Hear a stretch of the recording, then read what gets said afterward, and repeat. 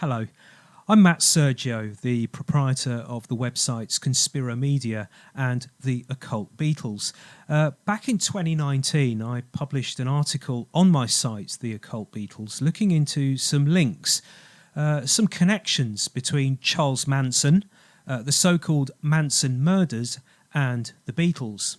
And I was inspired to put together the article in the main by the findings of a Facebook group that operates under the title of Weird Scenes Inside the Canyon Discussion Group. It's a Facebook group that's in honour of the memory and the work of author and researcher David McGowan, who passed away just a few years ago now. Of course, as you might know, he was the author of the book Weird Scenes Inside the Canyon, Laurel Canyon, Covert Ops and the Dark Heart of the Hippie Dream.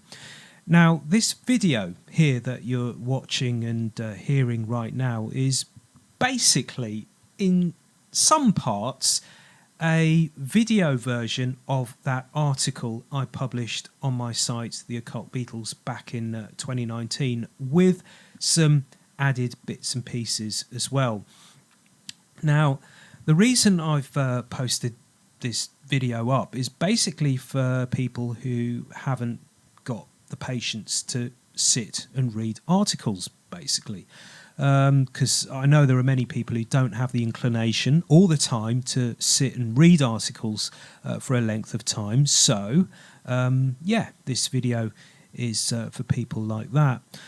Before I get in deep into the details of that article here, though, I think it is worth mentioning briefly some of the details surrounding the so-called Manson murders that occurred on August 8th and 9th, 1969 in a well-to-do neighbourhood of LA, and that resulted in the killings of, amongst others, the Hollywood movie actress Sharon Tate, who was then wife of film director Roman Polanski. I think it is worth mentioning some of the details of all this for the benefit of what's yet to come in this video, to add some much needed context to some of the information I'm going to share later. Now, according to the official mainstream version of events, as initially pushed and promoted by the prosecution team during the Manson murder trials, and that has, in the main, been parroted ever since by the mass media, Charles Manson ordered his so-called cult of followers, the so-called family, to go out and commit the murders after he'd picked up some subliminal messages personally delivered to him through the songs of the Beatles, and in particular the songs from the band's 1968 double album titled The Beatles, and that's since been nicknamed the White Album, given that, of course, it comes packaged in a plain white cover. Through these songs of the Beatles, Charles Manson was, we're told by the mainstream, warned that there was an impending race war on the horizon, an apocalyptic race war between blacks and whites, and that Manson dubbed Helter Skelter after the Beatles song from the White Album. Furthermore, Manson told his so-called family that this race war would be won by the blacks. But seeing as the blacks wouldn't have the mental or intellectual capacity to be able to handle this victory successfully, this would then open up the opportunity for Manson and his followers to take over the reins and assume leadership in this post-apocalyptic world. Now, in order to speed up this impending helter-skelter race war, in order to speed it along into happening, Manson ordered his so-called family to go out and commit those killings on August 8th and 9th in that well-to-do area of LA. On the first night of the killings, Manson's followers unknowingly barged into the home of Sharon Tate on Cielo Drive. It was a house that she was renting along with her husband Roman, although Roman wasn't there that night. He was in Europe filming, so I understand. She was murdered that night along with her house guests that included Abigail Folger, an heiress, her boyfriend Wojtek Frykowski. Frykowski was also a friend of Polanski's as well, and Jay Sebring, who was an ex-boyfriend of Sharon's and also a hairdresser to the celebrities, no less, including, it's reported, Doors frontman Jim Morrison, and also Frank Sinatra. And there'll be more mention, lots more mention of Frank later. On the second night of the killings, the home of supermarket executive Lino LaBianca and his wife Rosemary was targeted. And Manson also attended this time, because apparently he didn't attend the killings of Sharon Tate and her friends, but he did, it said, attend the killings of the LaBiancas, but is said not to have actually participated in any of the killings. And after the LaBiancas were killed, the words "death to pigs" and "rise" were written on the walls of their house in their blood, and also "Helter Skelter" on their refrigerator door, or to be more precise, "Helter Skelter" was written on the fridge door, because it was spelt differently to the title of the Beatles song. Now, again, according to the much parroted mainstream version of events, and as was pushed and promoted initially thanks to and by the prosecution team in the murder trials, and this team was led, incidentally, by lawyer Vincent Bugliosi, there was another reason that Manson wanted these murders to happen, and it's to do with something that's more personal to Charles Manson himself.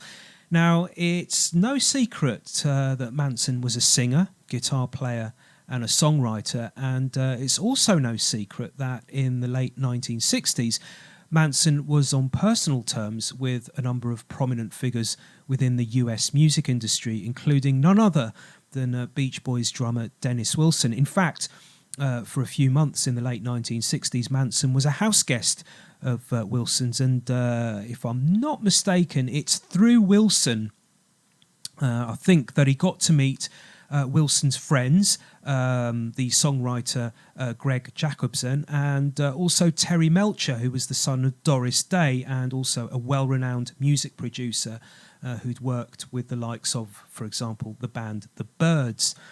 Now, according to the mainstream Bugliosi-sanctioned version of events, the killings of Sharon Tate and the others on August 8th and 9th, 1969, wasn't only to do with this so-called impending race war, this Helter Skelter, but also because Manson was angry. He was angry with Melcher because Melcher had promised Manson a record contract, only then to back out of it. And so, in a fit of revenge, we're told Manson ordered his so-called family to target this well-to-do neighbourhood where the well-to-do likes of Tate and the LaBiancas lived. A symbolic gesture of hate and anger, you could call it, or so we're told. It was a symbolic gesture of hate and anger directed from Manson towards the so-called showbiz elites who lived in these well-to-do areas and who shunned him. It was basically a symbolic gesture towards that and of that. He'd been shunned, the mainstream tells us, because he was a talentless pain in the ass, and Melcher wanted nothing to do with him. However, as you may know, this mainstream version of events that paints Manson as an unwanted wannabe music star embittered by Melcher's rejection, enough to want to order the murders on August 8th and 9th, 1969, doesn't quite tally with a lot of information that's out there that hasn't been parroted by the mainstream. Indeed, forget Melcher for a few minutes here, because there were a number of occasions in the late 1960s when Charles Manson was presented with the opportunity by others to record his music. For example, prior to his release from jail in 1967, where he'd been serving time for, as far as I'm aware, pimping and also violating his parole on a charge of cashing in a forged cheque, he'd befriended a fellow convict there by the name of Phil Kaufman. And later on in that decade, following his release, Kaufman became an assistant for the Rolling Stones and in particular Mick Jagger, and he later became a road manager for Graham Parsons and also Emmylou Harris, amongst others. Now, Kaufman in later years claimed that whilst he was in prison with Manson in the 1960s, prior to 1967, he was impressed with Manson's singing and guitar playing. He'd heard him in prison, and as a result of that, he gave him a contact in the music business to go and visit once he was released from jail, and which he did. And it led to Manson being recorded according to Kaufman, and contrary to the mainstream version that paints Charles Manson as a desperate, rejected, unwanted wannabe music star, according to Kaufman, Manson wasn't that bothered, actually, whether he got a recording contract or not. He could have had a recording contract, Kaufman once said in an interview, but as soon as it was time to sign the papers, Kaufman has said, he would split. He would never stay in one place long enough. That's what Kaufman says. Furthermore, he also has claimed, Kaufman has claimed that everybody who heard Manson's music wanted to record him, such as none other than Neil Young, who is said to have recommended Manson to Mo Austin, the head of Reprise, a music label owned by, here he is again, Frank Sinatra. Young is quoted as saying of Manson, and I quote, "He had this kind of music that no one was doing. He would sit down with the guitar and start playing and make stuff up, different every time. It just kept coming out. Musically, he was very unique. I really thought he had something really great. He was like a living poet." Manson's music, Young is said to have opined, was unbelievable. He makes up songs as he goes along, and they're all good. And Young is said to have met Manson through Manson's time lodging with Beach Boy Dennis Wilson. And a song of Manson's, in fact, titled Cease to Exist, was given a reworking by Dennis and retitled Never Learn Not to Love and released on the Beach Boys' 1969 album 2020. So, yeah, so much for Manson being the unwanted, rejected wannabe music star. Outside of the mainstream, there's a number of authors and researchers who argue passionately that the murders on August 8th and 9th, 1969 were not the actions of a bitter musician or the beginnings of a Helter Skelter race war. And there's evidence that actually the murder victims weren't randomly picked strangers, but were actually known to their killers and or Manson, and that the killings were perhaps a drug-dealing connected hit that has been covered up by the so-called powers that be and the intelligence services, because it links into powerful, influential figures within the organised crime community and also well-known names in the music business and Hollywood, Sharon Tate being only one of those names. Something that's been offered up as an example of perhaps how close and or how personally familiar Manson and his crew actually were to the murder victims is what I've been informed is an excerpt, an often quoted excerpt from What's It All About, an autobiography by none other than veteran movie star Michael Caine. I haven't read it myself, but I've been informed that in it, Caine mentions a party he attended back in the 1960s in LA, if I'm not mistaken, at the home of Mama Cass of the group The Mamas and the Papas. Also at the party was Sharon Tate and Jay Sebring, and whilst Michael Caine was there, Mama Cass introduced Michael to, and I quote, someone who he describes in the autobiography as a scruffy little man by the name of Charles Manson. Also something that's not as widely quoted as an example is the recollections of Michael's longtime movie stunt double, a man by the name of Johnny Morris. In 2017, Johnny Morris was reminiscing to the media, looking back at his career, and he mentioned being invited, along with Michael, to a party one night with Charles Manson. Whether this was the Mama Cass party, I'm not sure. I have no idea. Although I'll take a wild guess and say probably yeah. It's quite likely it is the same party. Incidentally, in his role as a movie stunt double, Morris was asked to act as a stand-in for John Lennon during the filming of the Beatles' first feature film, A Hard Day's Night, in 1964. And here he is, pictured with the band whilst on the set of their second movie, Help, released in 1965. There he is, standing on the far left, of course. So, yeah, as I say, as you're probably very well aware, there's some alternative explanations and theories to the mainstream version of events as to what occurred on August 8th and 9th, 1969, and why they occurred, casting huge doubts over this claim that Manson was an angry, bitter reject of the music industry, and also this Helter Skelter race war scenario. There's the book, for example, Chaos, Charles Manson, the CIA and the Secret History of the 60s by Tom O'Neill, which throws doubt on all this, and also the book Now's the Only Thing That's Real by lifelong Manson aficionado Neil Sanders. I spoke with Neil, actually, a few years back in the pre-corona days, via Skype. We chatted about his book, and during our chat he briefly mentions that theory as pushed by Vincent Bugliosi and his prosecution team, that the LA homes of Tate and the LaBiancas were targeted because Manson was angry with, mad if you like, Melcher. Now, yeah, sure, it is a fact that Melcher, prior to Tate and Polanski moving in, did indeed rent and live in that house where Sharon was murdered, and Manson knew this, hence why the prosecution claimed Manson wanted it targeted as basically a personal message aimed at Melcher. But can we really accept without question the mainstream version of events that tells us that Manson and or his so-called family didn't personally know Tate or Jay Sebring or any of the other victims murdered on August 8th and 9th? As for the Helter Skelter race war theory, Neil just can't accept it.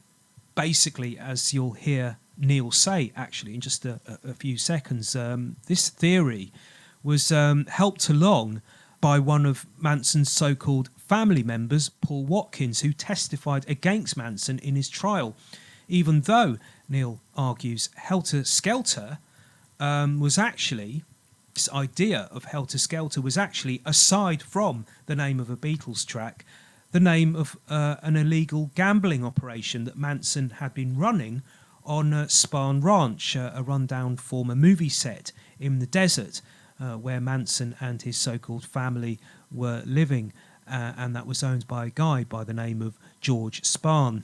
I mean, the concept was that was put forward is that Manson believed that there was going to ultimately be a war between the black population and the white population due to this sort of like historical oppression against black people, and he felt that ultimately the black people would win this war. So he, being sort of up on this, had decided that basically he was going to take his followers out to the desert and find a place called the Bottomless Pit, which was a sort of Hopi Indian myth, almost like a sort of Shangri-La place. And they would survive there until their number swelled to 144,000, at which point they would come back and survey the sort of destroyed civilization and take their rightful places as sort of leaders of the world, because he felt that the black population, whilst they'd be good fighters, they wouldn't have the experience of running a civilization, and so it would all go to pot. Now, there's several problems with this, right? One, they didn't really do a terribly good job of sort of like, you know, spinning this off. Why did they stop after only 2 murders? If the point was to continue it, why did they stop? Why didn't they leave some more obvious sort of evidence that would suggest that there was black people that were doing these crimes? There is a suggestion that they left watermelon rinds in the sink of the LaBiancas, and this was possibly to try and connect them with black people, and various sort of elements of the graffito that was left could have been sort of connected to the Black Panthers. But you know what they could have done? They could have phoned up and said, I saw 2 black guys running down from the street, blah, blah, blah, they were covered in blood, or anything. They could have left a manifesto. It basically didn't make sense. The other point was they didn't actually find the bottomless pit. So why would they instigate this apocalyptic race war if their get out, if the one place that they knew that they were going to be safe from this hadn't actually been found yet? It sort of, the whole aspect of it is self-contradictory. also, basically, the Helter Skelter theory didn't actually come into fruition until the trial. Initially, this was never spoken of. It wasn't until Paul Watkins. But the most sort of telling point that Helter Skelter is nonsense is that it came from Paul Watkins, who was a witness for the prosecution, and he basically made himself a witness for the prosecution to get attention. That's really what he wanted. He wanted to be interviewed on the television. He wanted to write a book about his experiences. He wanted to get some of the clout or kudos or whatever it is that he got from being a public figure. And he essentially came to Vincent Bugliosi with this whole concept of Helter Skelter. The only problem was that basically the idea of the race war, the idea of the 144,000, the idea of them coming back, and even some of the sort of more celebrated supposed cult aspects of Manson, believing that he was the reincarnation of Jesus, believing that he also was elementally connected to the devil and such like that. That wasn't Charles Manson. That was a cult leader that had existed years and years before. The exact same story was basically appropriated to this particular person, whose name is escaping me as far at the moment. But every single aspect of that story was appropriated to him. Krishna Ventna. That was it, Krishna Ventna. Krishna Ventna was essentially a cult leader that basically set up in Box Canyon, which is very, very close to Chatsworth, which is where the Spahn Ranch was. And essentially everything that was appropriated about the family and the concept of this race war was taken from the life and times of Krishna Ventna. Now, this was a book that was available, that was in the possession of Paul Watkins when he went to Vincent Bugliosi. And Vincent Bugliosi basically announced he tried. He said, look, this is an insane and crazy and outrageous motive, but the crime itself is so crazy and seemingly random and bizarre that it has to be a bizarre motive in order for it to work, which most people would take a step back and go, what? That's ridiculous. Do you know what Helter Skelter actually was in the concept of Manson law? It was a word that meant confusion. It meant, the world's like in Helter Skelter. It's all spiraling around and out of control. And Manson attributed this to the fact that basically he'd been in and out of prison, so he'd had 10 years out of society. And you know how fast things move on when you're sort of away from it. So by the time he came out of prison in 1967, as far as he could see, the world was going at 1,000,000 miles per hour. And so this frantic song, Helter Skelter, and this phrase sort of seemed to sum up that sort of confusion. But what Helter Skelter really was a gambling operation that was set up in one of the outhouses of the Spahn Ranch. What he'd done was he set up an illegal gambling operation, a nightclub in one of the outhouses. And he'd written on the door, Helter Skelter is coming down fast. And this was how people knew that this was where the gambling place was. Now, we know this to be true because the police raided the Spahn Ranch and and charged George Spahn with basically allowing an illegal gambling operation to go on his property. So we know that to be true. But basically, again, this evidence was taken and mashed together with the testimony of Paul Watkins, which was, as I say, the story of Krishna Ventna appropriated to Charles Manson, and that's where the Helter Skelter theory came from. Organised crime and drugs. That's what lay behind those murders on August 8th and 9th, 1969, argues Neil Sanders, not an apocalyptic race war and a grudge against Terry Melcher. And, Neil suggests, it's drugs also, not only music talent, that helped to ingratiate the scruffy little man that was Charles Manson into the world of the showbiz so-called elites. From what Neil told me during our chat, the killings in August 1969 were partly a culmination of a mix of Manson's musical abilities merged with drug deals and the organised crime. For example, for a start, prior to his release from jail in 1967, Neil says Manson had his, let's say, his horizons widened as both a musician and as a criminal, including his earlier mentioned forays into pimping by some people from the world of organised crime. One of them was Creepy Carpus, who was basically one of the Mar Barker gang, and it was him who kind of helped refine Manson's guitar style, basically. Not only did he help refine his guitar style, he put him in touch with various people in San Francisco, Haight-Ashbury.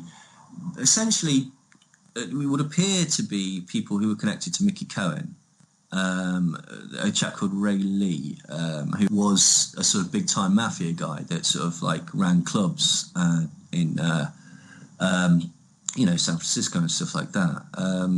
And Carpus basically sort of forged this introduction for Manson. Manson had been the first time Manson was in prison in a big way in the sort of the 50s. One of the people that he bumped into was Frank Costello. Frank Costello was known as the Prime Minister of the Underworld and a very, very sort of high mafia figure. One time, I think he was boss of bosses in New York, or head of the five families, but then sort of stepped down. There was sort of internal clashes between the five families, between the sort of Genovese and those lot at the time. And the mafia was sort of expanding again to places like Las Vegas with the help of people like Frank Sinatra and, under the wing of Sam Giancana and Lucky Luciano, and then later sort of being sort of helped by the Fischetti brothers and Johnny Rosselli, all mafia figures, and again sort of influential in promoting the casino, the Las Vegas casinos of Bugsy Siegel as well. So again, there's all this line of different people running through this whole thing that are totally connected. But after he met Frank Costello, he basically was taken under Frank Costello's wing. It was only for a very, very short time, like a couple to a few weeks or whatever. But basically, after that, bizarrely, Manson knuckled down and took up a course in prison on mechanics, basically, how to fix cars and stuff like that. But what people perhaps don't see the connection all the time is that he was also learning how to start cars without a key and get inside cars without a key. And, he was already a fairly proficient car thief. And after that, when he left prison, he took up two pretty sort of new professions. One was basically set up a pimping and escorting service in Hollywood called 3 Star Enterprises, which was run with a gentleman called Tony Cassini, who was a mafia figure that was already under observation by the FBI. And then he was taking stolen cars and girls down to Texas and Mexico, and pimping them out down there and moving the stolen cars. Now, in order to do that, like in America, particularly at that time, you need the tacit approval of underworld figures, because you can't jump in on rackets like that without, particularly in a cross-state way, without really rubbing the wrong people up the wrong way. When he later went back to prison for pimping, he was introduced and became sort of close to another very, very influential mafia figure called Frankie Carbo. And Frankie Carbo was connected to sort of gambling and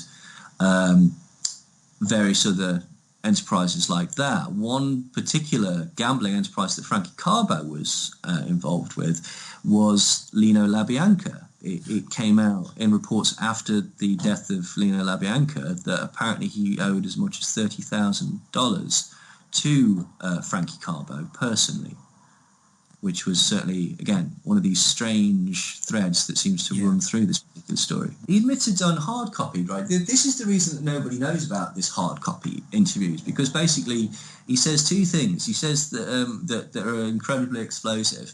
He says that he knew Sharon. He says he'd met her a few times. He'd met her at Elvis's house. He'd met her at Dennis's house. He'd met her at various parties around the place. And that, that's explosive. The other thing that he says on this particular interview, Doug Bruckner, hard copy, is that the reason that he went to Lino LaBianca's house was to get a little black book. And to quote him, or to paraphrase him, he said, I went in there and said to Lino, don't move, otherwise you're dead. I've come here for the little black book. Frankie Carbo wants the little black book. And he says, so, and Doug Bruckner asked Charlie, he says, so did you know Lino LaBianca? And he says, no, I didn't know Lino LaBianca. Lino knew Frankie Carbo, and I know Frankie Carbo. So, again, very, very curious threads that are running through the story that were not talked about at all during the prosecution case or in the book's release after the fact. In 1967, on his release from prison, Manson eventually moved on to the Haight-Ashbury in California, at which point in time it was the centre point, of course, of the so-called Summer of Love. With a guitar and an old bus he'd commandeered, he began to attract a small following of young females, and that same year he took up on the earlier offer I've mentioned that was made to him in prison by his cellmate Phil Kaufman, to approach that contact of his in the music industry, a contact who was a man by the name of Gary Stromberg, who during his career has worked with the Rolling Stones, Pink Floyd, The Doors and Elton John, amongst others. And this meeting with Stromberg led to, would you believe, so Neil Sanders informed me, a job for Manson at the music and movies conglomerate Universal. And he also got to record at the recording studio Gold Star, which, according to Neil in his book, has been used by, amongst others, Phil Spector, Jimi Hendrix, The Who, Bob Dylan and Leonard Cohen. So, yeah, this ain't some ramshackle little recording studio Manson was given access to. Yeah, this scruffy little man just fresh out of prison was getting ingratiated rather nicely, as Neil intimates here. For some strange reason, the Manson group were able to get into a lot of studios. Like Paul Watkins did an interview with Larry King, or on the Larry King show. He says people won't like it, and a lot of people won't admit it, but we were in and out of the best studios. We were working with the best musicians, and we had access to some equipment and to some resources that most people in the industry would kill to get. And so, this is what happened. But certainly the initial introduction was Gary Stromberg. The things that would have ingratiated Manson initially to these music stars was the fact that he was blatantly moving drugs. And, for a start, apparently one of his customers was Dean Martin. According to one of Dean Martin's very good friends, Dean Martin would get his cocaine from Jay Sebring unless Manson was in town, because Manson's was better. So now, interestingly, Dina Martin, the daughter of Dean Martin, in the trial and in her autobiography, claims that Manson performed an impromptu concert for Terry Melcher and his guests at Cielo Drive in 1968, which means that basically Manson knew Terry Melcher. He'd been to the property before. He was familiar with all the people there. This was strangely ignored by the prosecution.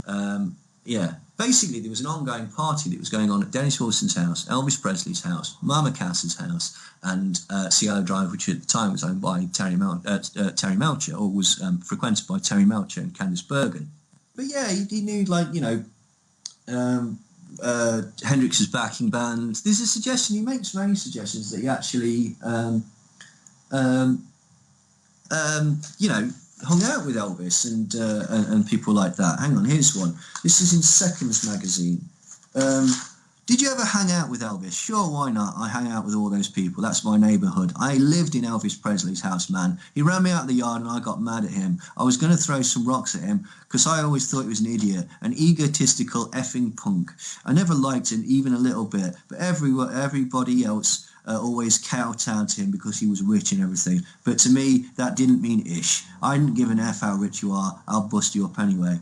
And Seconds magazine says, was there anyone else that you ran into back then? He says, yeah, Frank Zappa. He's a no-good thieving mother effer. I know a lot of those guys. Like, and so he accuses Frank Zappa of stealing songs from him a few times. Charles Manson does so. And there was Dennis Wilson, of course, who Manson and his so-called family lived with for a time. There are two versions as to how Manson ended up living with Wilson. There's the unofficial version and the parroted mainstream version, which states that this seemingly unlikely relationship between the two men began one day when two of Charles's girls from his so-called family were hitchhiking, as Neil now sets out. Well, basically, Susan Atkins and Ella Jo Bailey are hitchhiking, and they pull this guy down in a red Jaguar, I believe, that used to be owned by Sam Cooke, the soul singer. And basically, it's Dennis Wilson. Well, hey, jackpot. So they get into Dennis Wilson's house, go back to his house, do whatever rock stars do with two young hitchhikers of an afternoon. And then basically he says, look, I'm ever so sorry, I'm going to have to nip off and do some sort of rock and roll stuff, go to the studio or whatever it is. And when he comes back, not only are the two girls there, but the entire Manson clan, which has grown quite large, is also there. Now, one of the things that the people don't mention is that there was somebody else living there at the time, a gentleman called Tex Watson. He was a known drug dealer and very possibly a male prostitute. Tex is the person that would eventually go on to be responsible for the majority of the murders. He actually killed the people. And he was always portrayed as Manson's right-hand man. Now, here's the thing. He was there being a drug dealer and at Dennis Wilson's house before Manson was there. He then later attached himself onto the Manson group because he didn't have anywhere to go. But then he left the Manson group and went back to living in LA with his girlfriend, Luella. And they were basically selling drugs, dressing like straight guys and robbing people, because that's what they were doing. And it was only much later, in the summer of 1969, just prior to the actual murders, where he got burned by his girlfriend again and begged Manson to go back and stay on the ranch. Once Tex was back on the ranch, he tried to get himself some money by robbing a black drug dealer called Lots of Papa Bernard Lots of Papa Crow, and this set off a whole spiralling of events, and then this spiraled off into the murders of Sharon Tate and the LaBiancas. So he's already there at Dennis Wilson's house, selling drugs and possibly his body. What actually happened is that Manson won a card game against Dennis Wilson at Elvis Presley's house, apparently. And he, rather than say, well, look, I've just split up with my wife. You appear to have a lot of drugs and a lot of girls, and you seem to be quite an interesting character, and I quite like your music and stuff like that. Why don't you come down and stay with me? And very, very shortly after Dennis moved the Manson group in, he starts talking about him in magazines and stuff like that. He talks about him in Rave magazine, which was an English magazine, saying that basically I've got this group called the Family Jams with a guy called Charlie, who I sometimes call the Wizard, and we're going to do a joint documentary and album that Terry Milch is going to produce, and it's going to come out on Brother Records. Brother Records was the sort of newly formed record label that the Beach Boys had made. Essentially, they'd got into some sort of like financial dispute with their former record label. It had all got solved because the record label was ripping them off, and they had enough money to form their own record label. Now, again, bizarrely, it was a subsidiary of Reprise Records. So again, like these same connections come round and round and round. But yeah, basically, very early on, Terry Melcher and Greg Jacobson were very interested in Manson, and we're going to do a joint documentary film, an album, and it was going to be called The Family Jams. That's essentially probably where this concept of the family came from. They were a group. They weren't a cult. They acted like a family. They didn't call themselves the family. They sometimes called themselves a family, but you know, people tend to. you could go on the streets of LA and say, what, why are you doing this? This is my family. Like, crikey, the mafia is called La Familia, right? That's not the same thing, although there is an interesting interview with Geraldo where Manson says, Geraldo asks, so what was the murders all about? And he says, look, when you owe the family, you pay them. And Geraldo goes, aha, see, you big cult leader, yeah? And he doesn't get the inference that Manson's not talking about that family, he's talking about, the other family. But basically, very shortly after this, they agreed to get this done and start recording demos and getting things together. Also, from various interviews with Manson, they knew Wojtek and Jay. Tex and Linda Kasabian interacted with Wojtek and Jay on a professional level. And so again, this idea of a random hit, it's nonsense. They knew who was going to be there. They knew the property, and there was a very definite reason that Tex actually went there.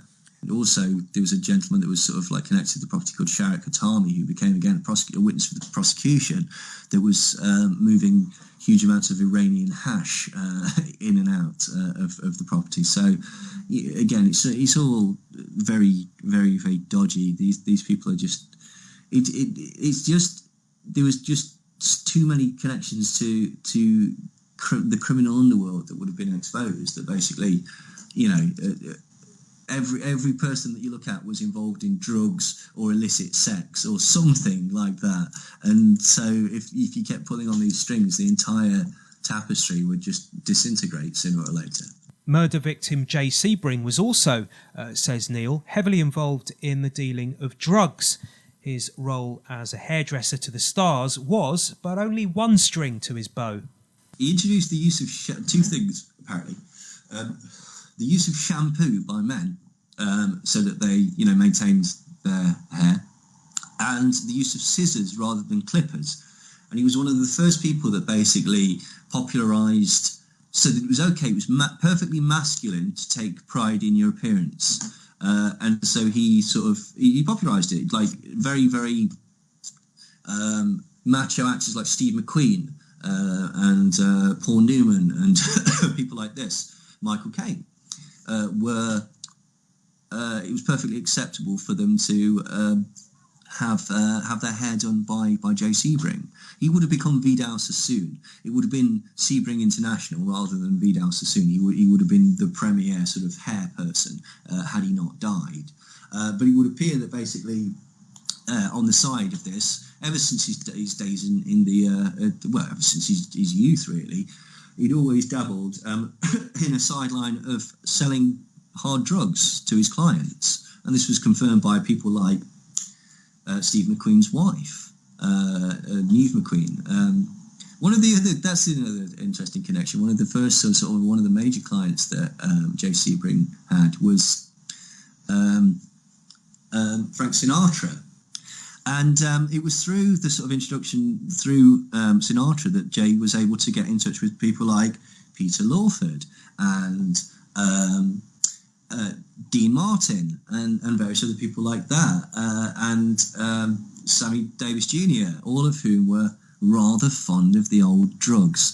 In fact, it is suggested that the Sammy Davis Jr. version of The Candyman isn't actually about sweets per se. It's a reference to Jay Sebring's nickname, The Candyman, because he was the person that would bring the sweets for the party. Also in on the drugs, says Neil, was fellow victim Wojtek Frykowski. Wojtek Frykowski managed to sort of tap up these Canadian drug dealers and was able to get a sample of a drug called MDA from them that they were bringing in from across the border. And it's a bit like ecstasy, apparently. It's like MDMA. It was called fairy dust at the time. And basically it was kind of new, and he wanted to corner the market in it. And so he was basically trying to make himself to be the main sort of plug, if you like, for this particular product in the Los Angeles area.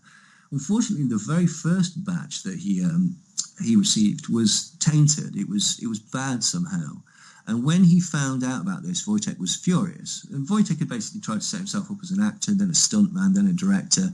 But he was a bit of a drugged-out leech, essentially. He sort of attached himself to Abigail Folger and was slowly draining off her fortunes until she was getting up the sort of courage to leave him. And in the meantime, he was trying to set up a drug enterprise because he'd seen how well Jay was doing. The only thing is that Jay was pretty disciplined, whereas Wojtek wasn't. This particular bad batch of MDA, one of the people that had bought a sizable quantity of it was Tex Watson and Linda Kasabian. Linda Kasabian had not really been part of the group very long. She'd only been sort of like there a couple of days. She really had no interaction with Charlie at all. She turned up with some money that she'd stolen from her ex-husband and about 300 tabs of acid, and immediately gave the money and the acid to Tex, and then became a sort of a thing with Tex. They bought these drugs, apparently. They said they complained after the fact that they were bad. And so the suggestion is that they had a grudge against Wojtek. And ultimately, that was essentially the reason that the murders happened. Now, for what it's worth, personally, I'm not sold on the Helter Skelter race war theory as pushed by Vincent Bugliosi, his prosecution team, and the mainstream media ever since. However, I'm certainly not opposed to the idea that the song Helter Skelter and the album it came from, the White Album, might have served as some form of mind control trigger to Manson's clan, as Neil describes them, and even perhaps to Manson too.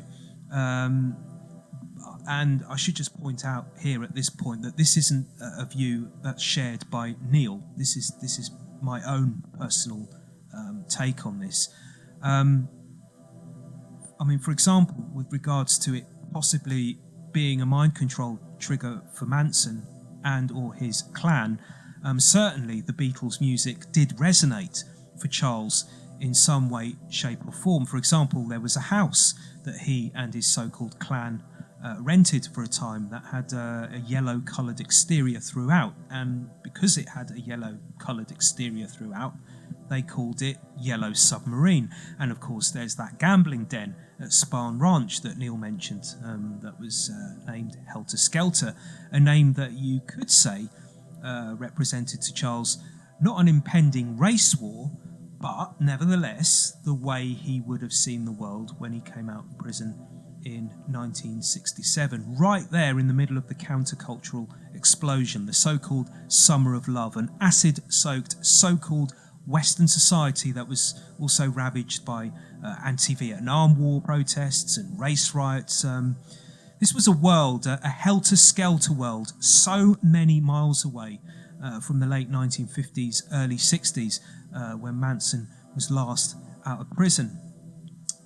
So imagine what I mean here. When Manson went into jail back then in the late 1950s, early 60s, there were no long-haired hippies everywhere, or this culture of violent protest by the young in America, or widespread LSD use, or Beatles.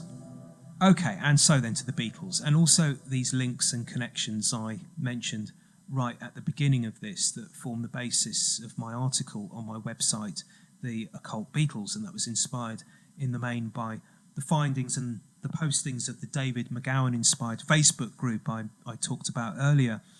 The links and connections I'm about to show, and that include some of my own findings too, will thread together the so-called Manson killings to the Beatles and to Sharon Tate, Jay Sebring, Roman Polanski, and some of Roman's past movies as well, and of course Charles Manson, and a number of those celebrity names that Neil has mentioned who have connections of one form or another to Manson.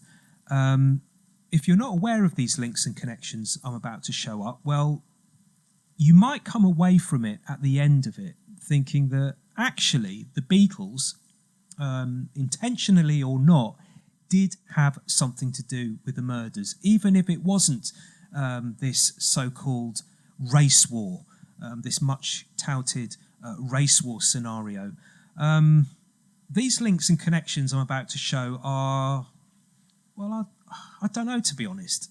Some might like to call them synchronistic, or eerie, or spooky, strange, or perhaps they might be described to be some form of series of, let's say, occult clues, or maybe in some respects, predictive programming. There'll be some, of course, who'll see all this and put it all down to coincidence. Whatever. I'm not here to make up your mind for you, only to show you the connections and links and leave the rest to you, to make up your own mind. Now, the Beatles, of course, for their part, have never suggested publicly to have had any willing influence in the killings, and have, on the contrary, dismissed the idea that the song Helter Skelter was written as a subliminal message for Manson's ears. Ringo Starr described the murders as pretty miserable and upsetting. He said, "I knew Roman Polanski and Sharon Tate," and indeed he did. Here's Ringo with Roman and Sharon at the Cannes Film Festival in 1968. Roman also had a brief cameo role in the 1969 movie The Magic Christian that starred Ringo in the lead role, along with Peter Sellers. Someone else Roman and Sharon knew, or at least had met more than once, was Yoko Ono. In November 1966, the couple attended her art show in London at the Indica, the gallery and avant-garde bookshop that was partly funded by Paul McCartney and headed by his then girlfriend's brother, Peter Asher. Some years after this meeting, just 4 months actually after the murders of August 69, Roman and Yoko met again with John Lennon, this time at the premiere of that movie, The Magic Christian, and here they are at the event. John and Yoko also appear in The Magic Christian, albeit played by actors, and for a brief few seconds. Here's a shot of that. It was in January 1969, so I'm led to understand, just 2 months before filming began on The Magic Christian, apparently, that the release came of the Polanski-directed movie Rosemary's Baby. Released in the US in 1968, it stars Mia Farrow as Rosemary, a young married woman who moves into an apartment with her jobbing theatre and TV actor husband, and there they meet an elderly couple who live in a neighbouring apartment in the building, and a friendly, close relationship initially begins among the couple. But eventually, Rosemary realises that the old couple, underneath what I would describe as being their almost grandparent-like kindly exterior, underneath that, well, they're secret Satan worshippers. A realisation that is brought to Rosemary's attention from a book that's bequeathed to her by someone who's grown suspicious of the old couple and who dies soon after. Rosemary has become pregnant by this time with her first child, and she becomes increasingly scared for her unborn baby's safety in the midst of the elderly couple's presence, not helped in the slightest by the fact that the old man in the couple, who goes by the name of Roman, is actually not who he says he is. He's the son, actually, of a publicly vilified Satanist, initially brought to her attention by that book that's bequeathed to her, entitled All of Them Witches. As she turns the pages of the book, we then see her stop at the page of someone who I assume was a witch, a lady by the name of Prudence. Released in November 1968, 5 months after Rosemary's Baby, the Beatles' previously mentioned White Album featured the song Dear Prudence, of course. Incidentally, the White Album's November 68 release was on November 22nd, 5 years to the day after the killing of John F. Kennedy. And the Beatles' second album with the Beatles was actually released on the actual day of the shooting, November 22nd, 1963. This is something I go into in a couple of articles on my website, The Occult Beatles. But anyway, I digress a little bit. There is going to be some more mention of John F. Kennedy a little bit later, though.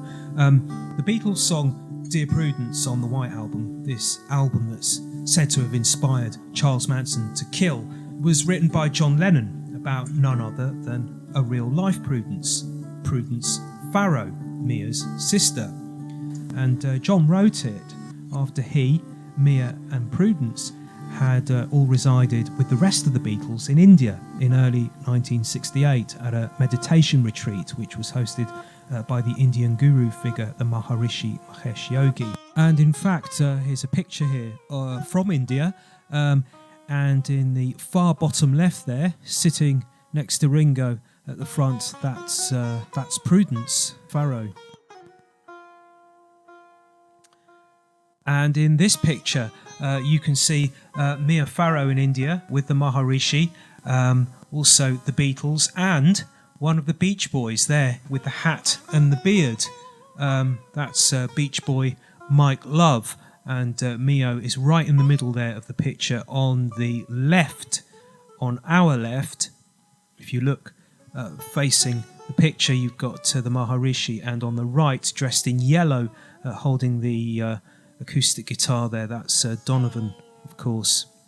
And another track from the White Album, Sexy Sadie, has links to the Farrows, in this case to Mia.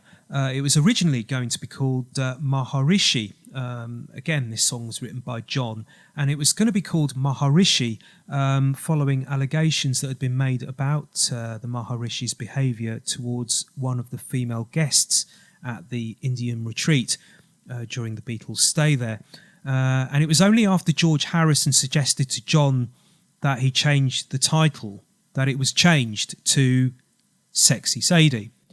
And according to a few news sources that you can find on the net, Mia Farrow has claimed that it was she who was the woman at the receiving end of these advances from the Maharishi, and that led to the song being written. She's reported to have said that the Maharishi, and I quote, grabbed and groped her in his cave. However, in his authorised biography Many Years From Now, Paul McCartney claims that John Lennon had told him shortly after the incident is alleged to have happened that the woman who was at the other end of these alleged advances was actually a woman called Pat. And Pat, as Paul recalls it in his biography, was a quote-unquote Mia Farrow lookalike. So, decide for yourself on that one. Whatever, as I say, yeah. So, remember earlier, Neil Sanders mentioned Susan Atkins, one of the girls in Manson's clan, one of the girls who's said to have been picked up by Dennis Wilson whilst she was hitchhiking. Susan was one of those convicted for taking part in the killings in August '69, and her nickname, the name that Manson called her by, was Sadie Mae Glutz. It said he also called her Sexy Sadie. Sexy Sadie Mae Glutz, Susan Atkins, is the one who's said to have actually written the word pig on a door of the house where Sharon Tate was murdered, in Sharon's own blood. Here's a picture of Roman Polanski next to it. Now, what's going on here? Almost identical. Here's a screen cap of a close-up from a scene in The Magic Christian. And here's that scene in full. It features Ringo's character in the film, there with the back of his head facing us, and Peter Sellers' character there in the white shirt. Sellers is looking at that blood-red pig caption as it appears on the TV screen there.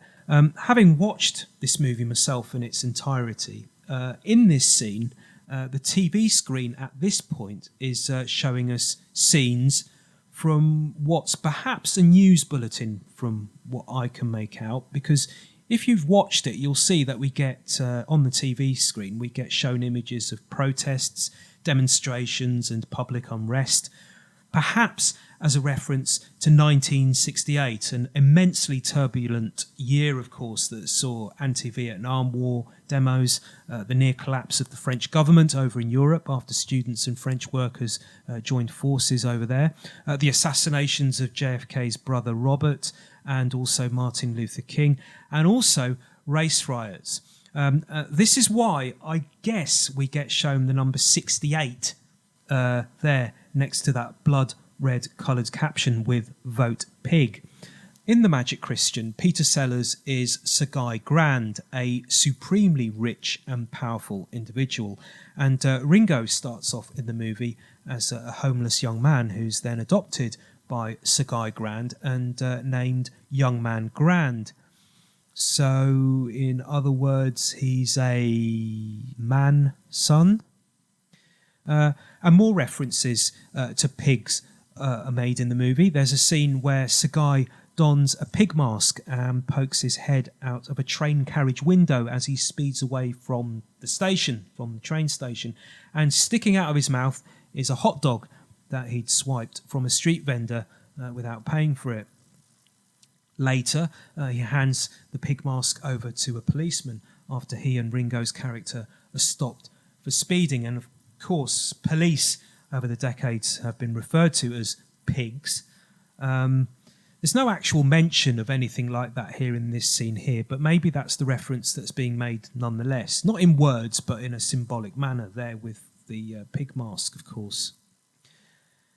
According to the Vincent Bugliosi-fueled version of the August 69 killings, the blood-stained pig motif in the murders, as daubed on Sharon Tate's front door in her blood, was inspired by the George Harrison penned White Album track Piggies. Harrison has been quoted as saying that this song is a quote-unquote social comment. And in a book that comes included with 2018's 50th anniversary box set of the White Album, the song is described as, and I quote again, evoking what George saw as the inequity of the class system. He depicted the lives of little piggies and bigger piggies.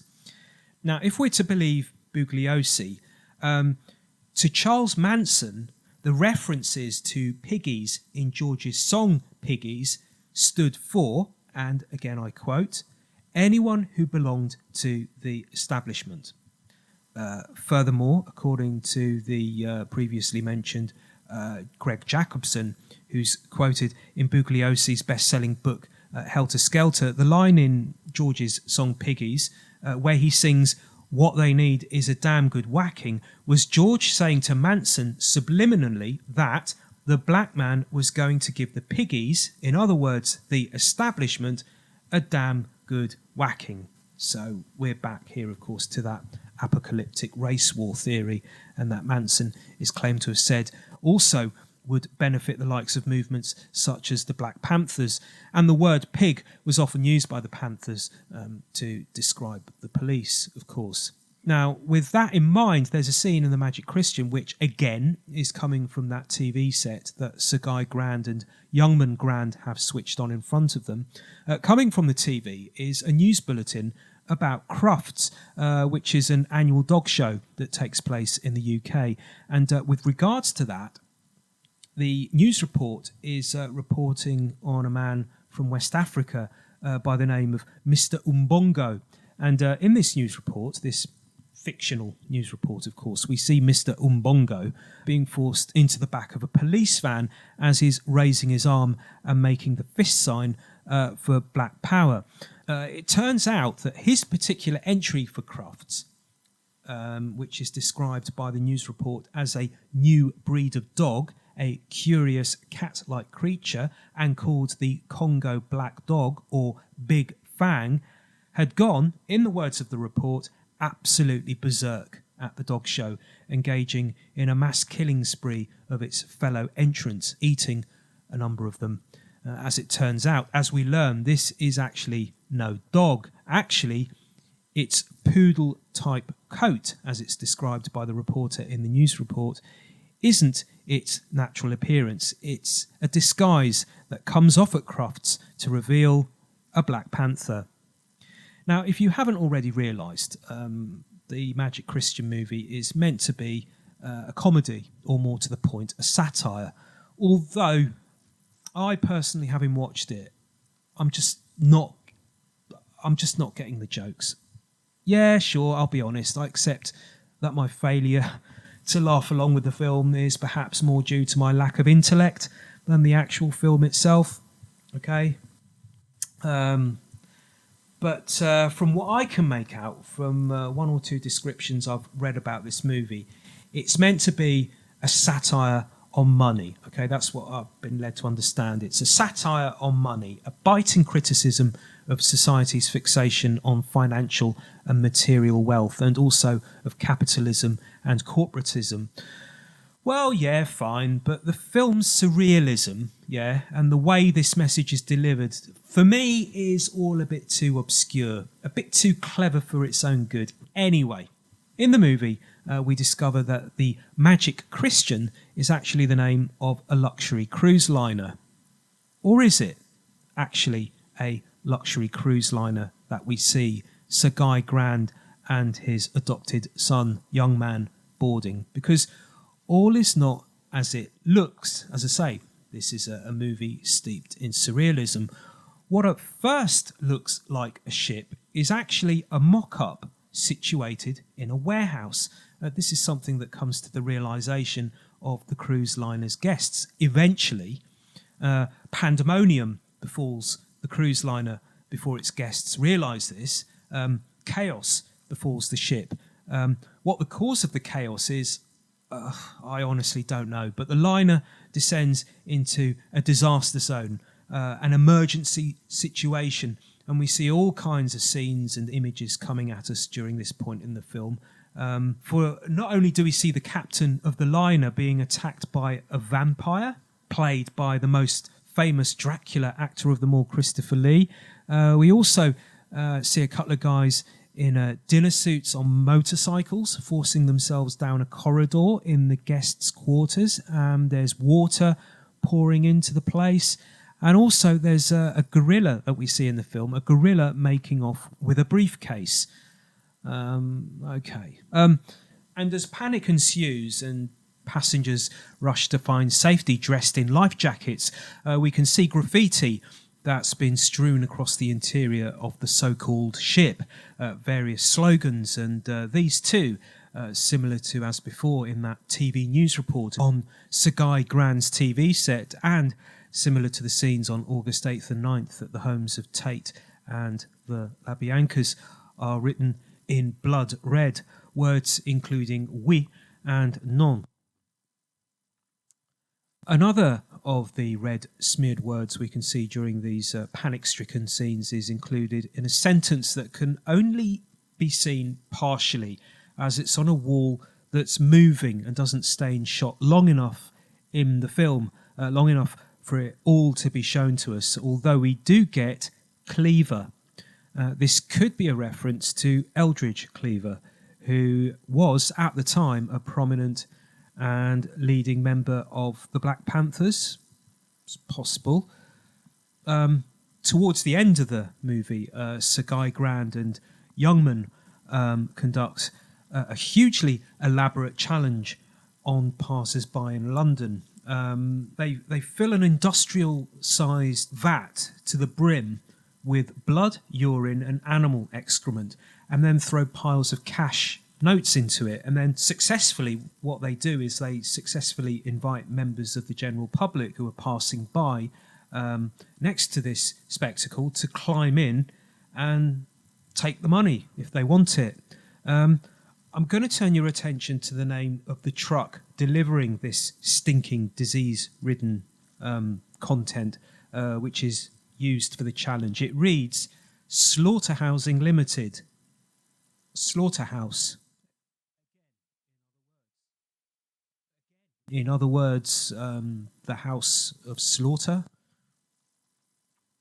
To take you back now to that earlier scene where Sir Guy and Youngman, the character played by Ringo, of course, are in the room with the TV set. In that room, Ringo, or Youngman, is sitting next to a harp.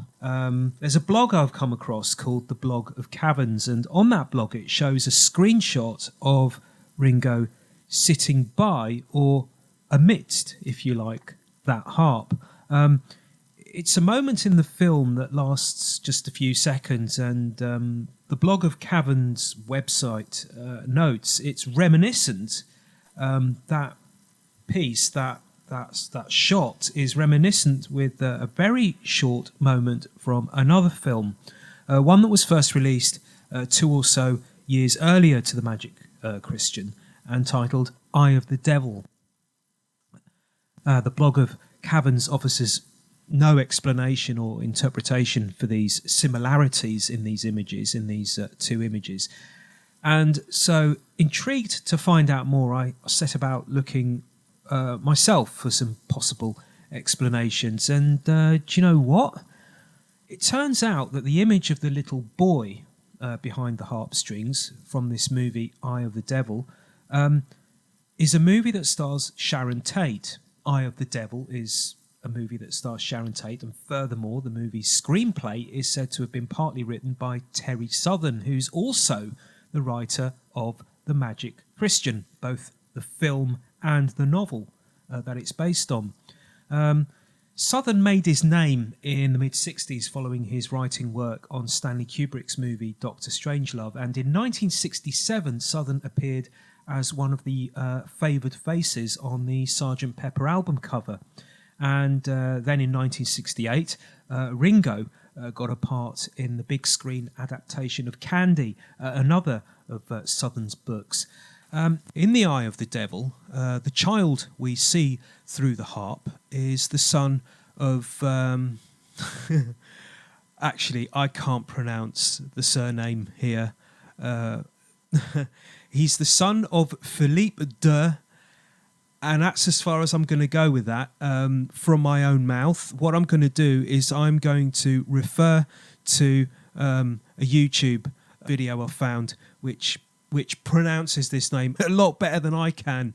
So, shall I start again? Okay, I'll start again. In The Eye of the Devil, the child we see through the harp is the son of Philippe, who's the head of, and it's a dynasty. A family dynasty that we're told stretches back more than 1,000 years. When the boy's father, who's played by David Niven, is called back to the ancestral home to assume his hereditary role in a grand occult ritual, his unknowing wife, played by Deborah Kerr, follows him there with their boy, and Sharon Tate plays the part of Odile, a young woman very much a part of the occult goings-on at this ancestral house.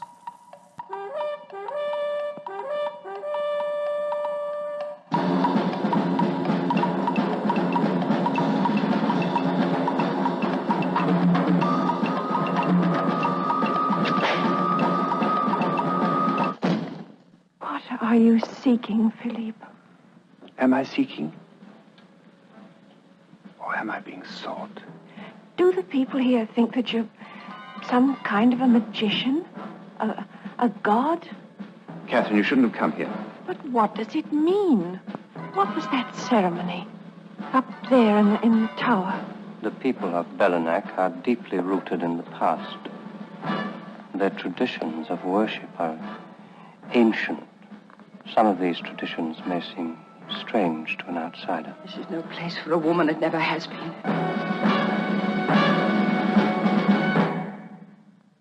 I assure you, it's quite harmless. I'm sorry, darling, but I don't believe that. Believe it, Catherine. Believe it, or leave here. Catherine. Oh, dear. Help me. I am helping you, Catherine. Just a few more steps.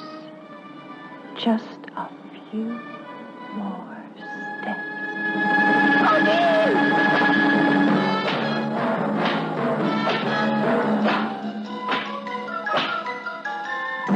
Poor Philippe, you're mad. I told you to frighten her, not to kill her.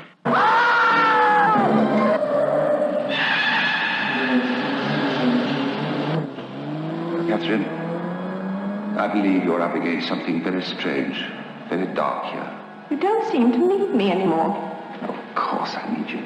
I just want you to leave here. You must be mad. You must all be mad. All of you.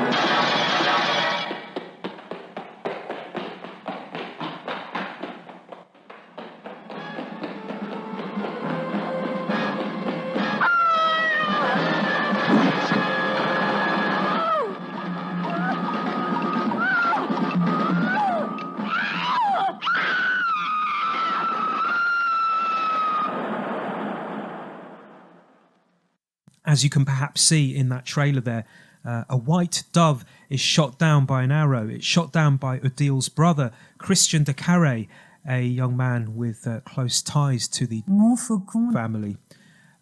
Okay, well, maybe I'm stretching it here, but I'll mention it nonetheless and leave you to make up your own conclusion, of course. But given that the Manson killings, the so-called Manson killings, are often interpreted as a death knell to the so-called 60s hippie dream of love and peace, was the killing in the film of a dove, the very bird that symbolically typified this hippie ideal to many millions of people, a suggestion of that? A kind of predictive program, if you like. In the film, we also see Tate's character, Odile, offer up a dead dove during a ritual.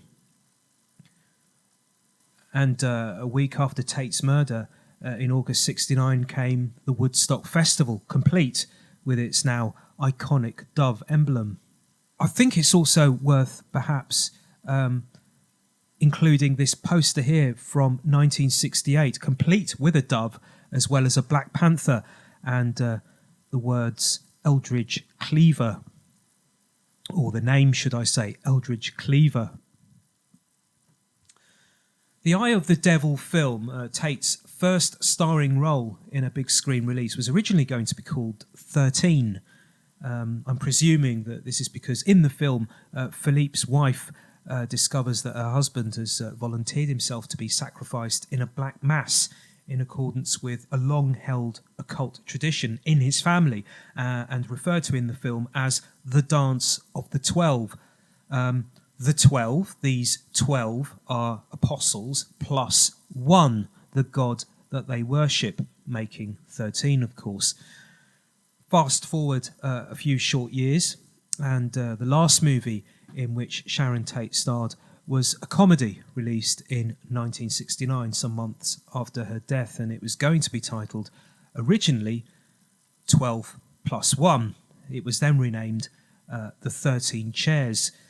Now, here's another thing. In it, her character is romantically involved for a brief time with a guy who's a hairdresser. Okay. And at the end of the film, he discovers that a growth lotion he's invented for follically challenged men, let's say, has made him millions. He's just discovered this. This has been going on whilst he's been busy doing something else in the film. So the film closes with this potion getting centre attention, and it explodes, literally, and lands over this hairdresser's head, transforming him, his appearance, I should say, transforming his appearance from a clean-cut demeanour, which he's had throughout the entire film, into something looking a bit like, well, Manson. According to one or two sources I've looked at on the web, including the movie database site IMDb, it appears that this scene was so reminiscent of Manson that the scene was actually removed from some versions of the film. Should I also underline, as I mentioned before, that in this film, Tate's final, she's shown to be involved romantically with a hairdresser, a bit like real life, just a bit. Anyway, closer to the film's beginning, if we go back to the beginning or closer to it, this hairdresser, who goes by the name of Mario, flies over to England from New York, where he's based. I think that's where the film actually starts. And he flies over to England from New York to collect an inheritance from a dead aunt. And this is where he first meets Sharon Tate's character, Pat, who works in an antique shop. The shop is situated in a small village that in real life is called Lavenham. It's a village in the English county of Suffolk in East Anglia in England. The main square in the village, also referred to as its market area, had not that long before previously been the location for the 1968 horror film Witchfinder General, starring Vincent Price. And the movie is based on the historical figure Matthew Hopkins, a witch hunter in Britain in the 17th century.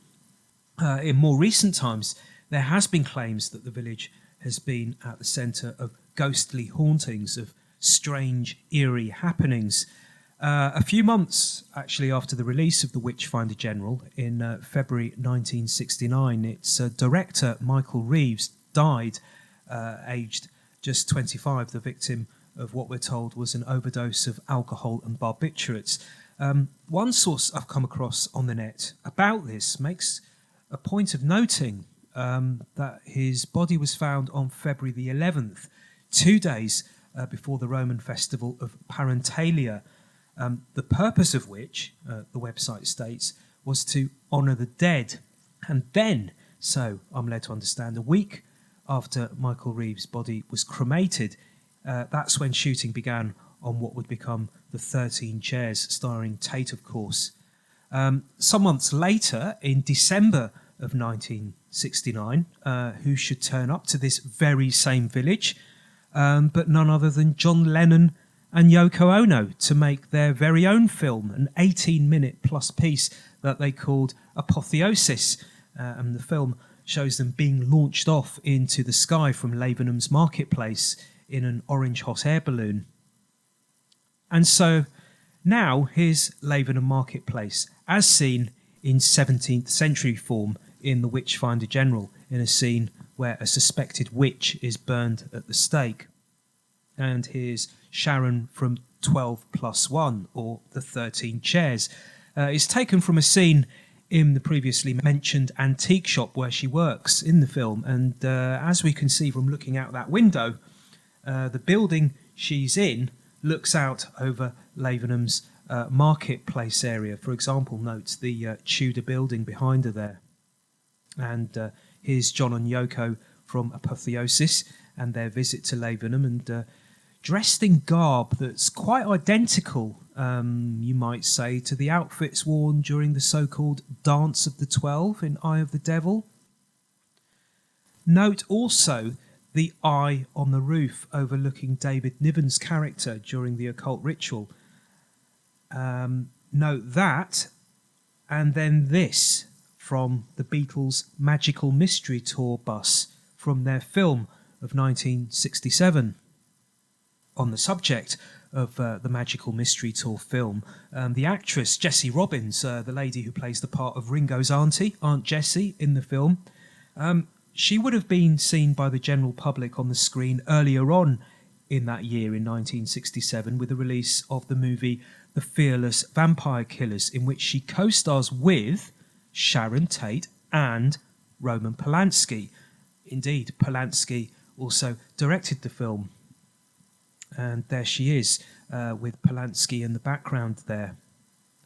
Okay, with regards to Polanski, let's go back to Rosemary's Baby now, and that earlier mentioned scene where Mia Farrow's character, Rosemary, is looking through that book, All Them Witches. The book informs her about a pungent-smelling substance, and this, in turn, reminds her of a neck penchant that was given to her by the elderly couple, you know, the Satan-worshipping neighbours of hers in the apartment building. And they claim, the couple have said to her that unpleasant odour that's emanating from this penchant is a herb that they call tannis root. She wonders whether it is actually, because as she's reading the page, or a page from All Them Witches that's in front of her, The unpleasant smell is described in a different way. It's described as a fungus, a spongy matter used in rituals and worn on charms. And it's called devil's pepper. Okay? You getting where I'm going with this? The devil's pepper. Okay? Or the devil is pepper. The devil is Sergeant Pepper. Am I reaching too far now? As the movie goes on and Rosemary wears this penchant on her chest, she begins to feel somewhat ill. Now, this reminds me of something that's related to another article on my website, the Occult Beatles, something that's unrelated to the article that I'm going into detail here. And I've also talked about it in one or two podcasts as well. And this is to do with John Lennon and a period in his life during the mid-70s, which is often called the Lost Weekend. This was a period during 1973, I think it began, 1973 to 1975. According to the official version of events, the Lost Weekend was the point in time where Yoko Ono kicked John Lennon out of their marital home and essentially just set him off on his own with his bags packed and off he went. And what ensued was an 18-month period, which John Lennon dubbed his Lost Weekend, where he was so racked with grief over losing his wife and the end of his marriage, seemingly the end of his marriage, that he descended into this hellish 18-month period of alcohol abuse, drug abuse, debauchery, deep depression, and just complete and utter despair. This version of events has been contested by a number of people, including a lady by the name of May Pang. Now, May Pang, if I'm not mistaken, she first came into contact with John and Yoko back in 1969 or 1970. So this was when the Beatles were still together, before they'd split. And I think she used to work for the Beatles' Apple company. And that's how she got to meet John and Yoko. And I think what happened from that point is that Yoko and John employed her as kind of like a secretary, if you like. And when the split happened, when Yoko Ono is said to have kicked John Lennon out of their home, Yoko Ono effectively invited May Pang to go along with John Lennon to kind of look after him, if you like, which is a very odd state of affairs. There's a number of avenues, I suppose, you could go down there with regards to discussion as to what that was all about, but I won't go into that here now. But so that's what happened. May Pang effectively accompanied John Lennon and became his extramarital girlfriend. Now, May Pang claims that this so-called lost weekend was not a lost weekend at all. In fact, it was a very productive weekend. It was an 18-month period in which John Lennon began to rebuild a fruitful relationship with Paul McCartney, who, because up to that point, John Lennon's relationship with Paul McCartney had been rather strained, given the breakup of the Beatles and all the business wranglings and everything else, all the other pain and bad vibes that was attached to that, and the split and everything. So that was one of the good things that happened during this period, is that John Lennon and McCartney began to build up a strong relationship once again. And there were also rumblings and rumours that perhaps the Beatles might get back together because of it. Not only that, but John Lennon also released about 2 or 3 albums during that time. He was very productive. One of those albums would have been Walls and Bridges. He also did some work for the album Rock and Roll, which was an album of rock and roll covers. And he also recorded the song Fame with David Bowie, which became a massive hit for them So it was a very productive period, and that's what May Pang argues, that actually, on the contrary, this was not a lost weekend in the slightest. Now, what she also says is that during this 18-month period, even though John Lennon and Yoko Ono were split, they were apart, Yoko Ono would constantly keep in touch. She'd be ringing all day, every day. So, you know, it's a bit weird, isn't it? I mean, it's a bit odd. The way May Pang explains it is there was one particular phone call that Yoko Ono made, and this was around the time that John Lennon was toying with the idea. In fact, he wasn't toying with the idea. He'd actually gone as far as to book the tickets for this.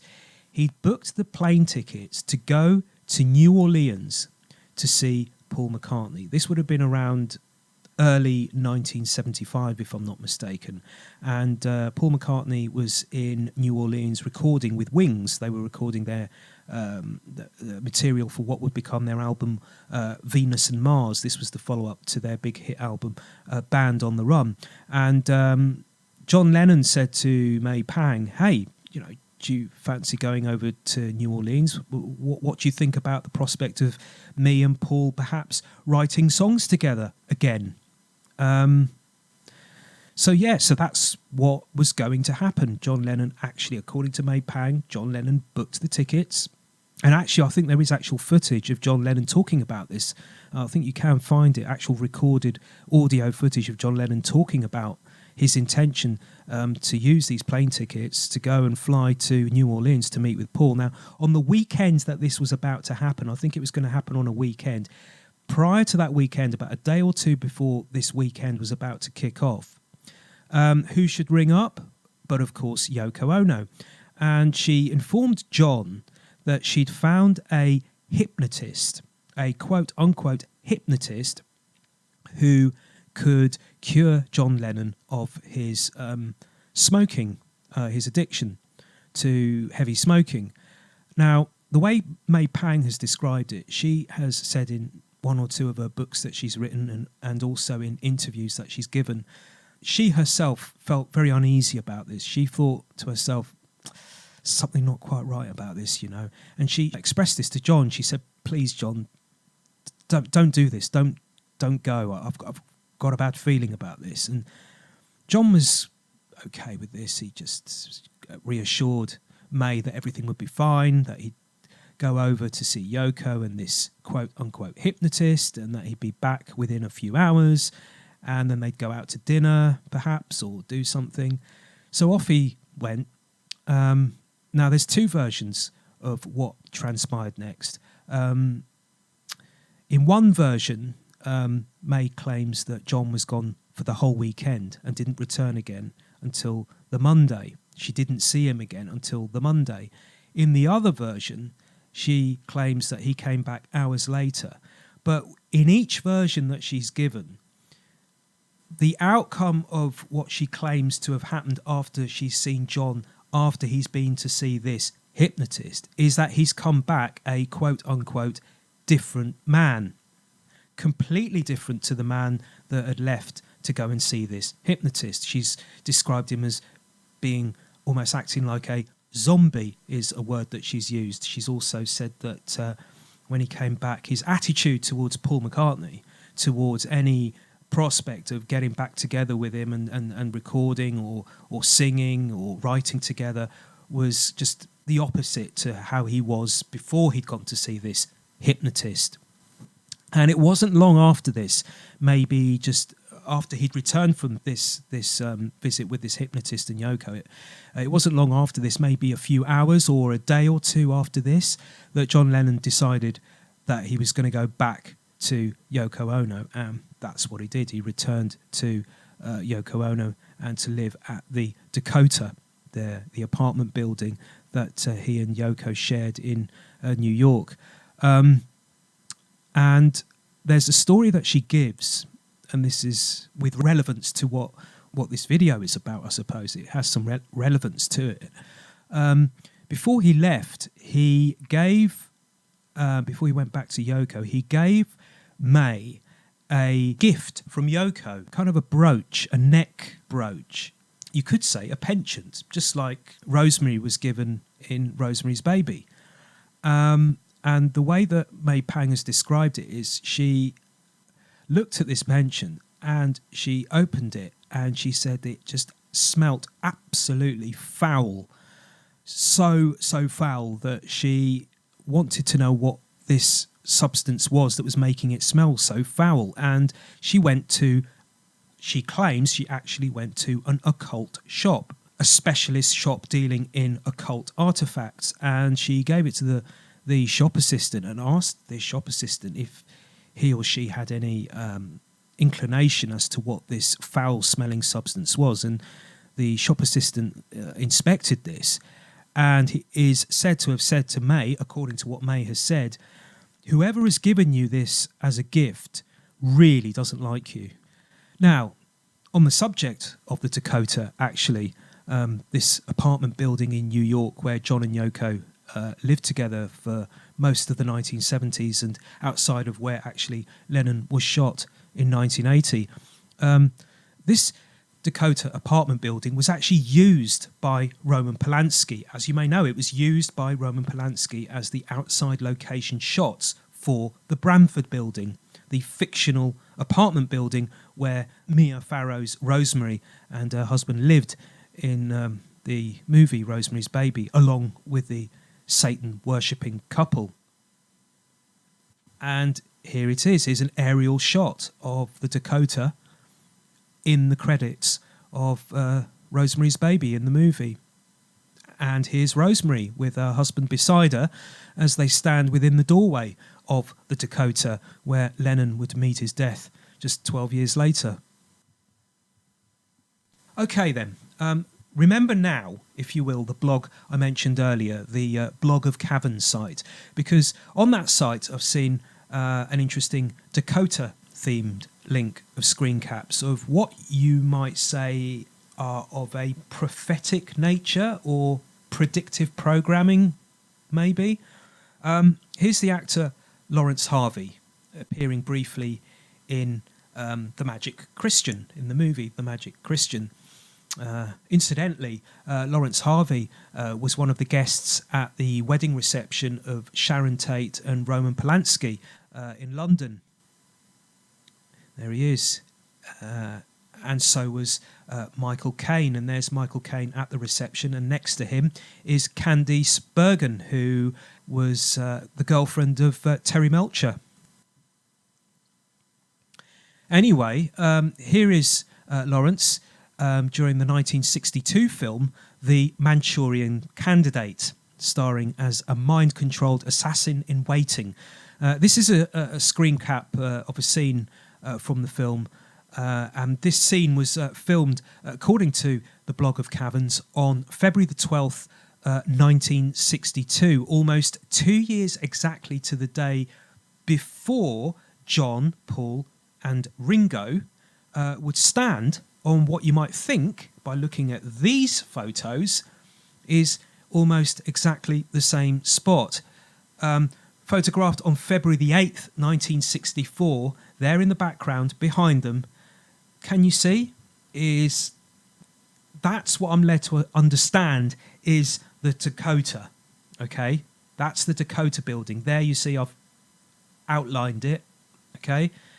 And that's, of course, where Lennon would be gunned down by his very own mind-controlled killer, of course, 16 years later. And just in case you're wondering where George was in those shots, well, he wasn't there that day for that particular photo shoot. He was ill that day. I think he had flu or tonsillitis or something like that anyway, but he couldn't make it that day. So yeah, as you may or may not know, the film The Manchurian Candidate tells the story of US Staff Sergeant Raymond Shaw, who's played by Lawrence Harvey, and who's captured by the Soviets and taken to Manchuria in communist China during the Korean War, and he's held in captivity. And there his brain is programmed, against his knowledge of course, to take on the role of an unwitting assassin, and whose orders can be triggered by the sight of a Queen of Diamonds playing card. Shaw then returns to the US after the war's end and is awarded the Medal of Honor following a recommendation by his platoon commander, Captain Bennett Marco, who's played by, there he is again, Frank Sinatra. Raymond's mother, Eleanor Iselin, played by Angela Lansbury, is not only the wife of Senator and Vice Presidential candidate John Iselin in the film, but a secret communist agent working covertly through her husband to secure martial law in America. And she intends on achieving this by arranging for the assassination of her husband's running mate, Benjamin K. Arthur, in the film. And with his assassination, that would make her husband instant successor by default, as well as providing him with the necessary boost, if you like, required to become president of the United States. Raymond, her son, has been selected to carry out the assassination, although he's unaware of this. And he's also unaware that his mother is not only a communist, but she's also his operator, responsible for controlling him, essentially, ahead of his designated mission. She is essentially his handler. I'll point out here that this mind-controlling mother, played by Lansbury, who's perhaps these days best known for her role as the amiable and wholesome, let's say, author-cum-sleuth Jessica Fletcher in the long-running 80s and 90s series Murder, She Wrote. I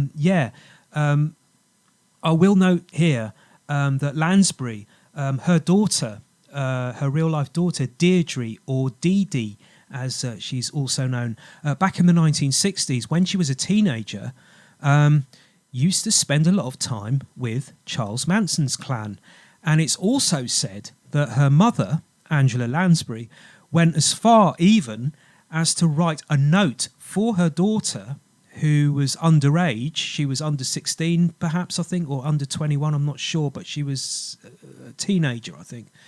She wrote a note for her daughter stating that it was okay for her daughter to travel with Manson and his clan, would you believe? I think that's worth noting here. The Manchurian Candidate, the film, was released in October 1962 at the height of the Cuban Missile Crisis and almost exactly a year before the assassination of John F. Kennedy. I said we were going to mention JFK again.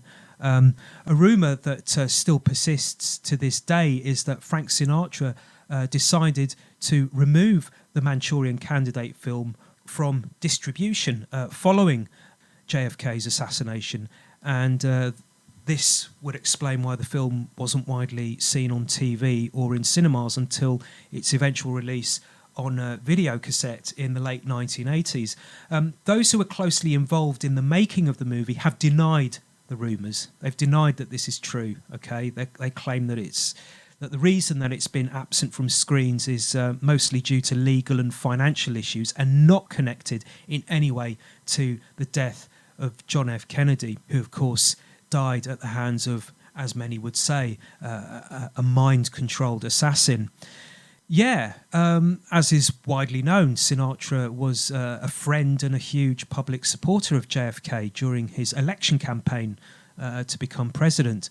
The singer campaigned tirelessly to have Kennedy, his friend, elected, and as a result was apparently asked by the Kennedy family to also bring in his so-called Rat Pack of showbiz friends and associates, into the election campaign to add yet more punch to the campaign, as it were.